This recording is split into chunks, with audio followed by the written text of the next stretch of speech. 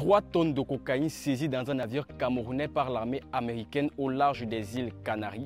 Éclairage avec Axe Média. Le 19 août 2025, les autorités camerounaises ont radié le Skywhite de la liste nationale des navires. Enregistré comme simple navire de pêche en février 2024, il a finalement été arraisonné avec plus de 3 tonnes de cocaïne, soigneusement emballée dans 80 paquets. Une opération coup de poing menée par les marines espagnoles, américaines et marocaines. Résultat, 5 membres d'équipage arrêtés, mais le propriétaire du navire reste introuvable. Pour rappel, le Skywhite était déjà dans le viseur de la communauté internationale depuis 2024, soupçonné de travailler avec un réseau basé au Maroc.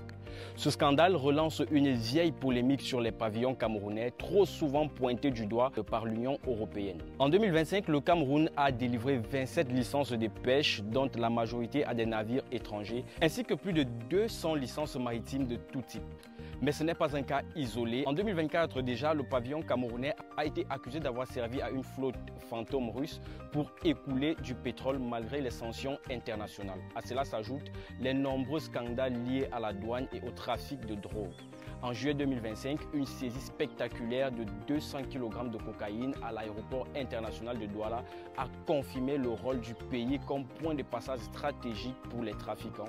Cette opération a prouvé que les aéroports et ports camerounais sont devenus des points de passage privilégiés pour les trafiquants. Le retrait du navire Skywhite est donc un cas de plus qui exprime une délivrance persistante autour de l'immatriculation des navires sous pavillon camerounais.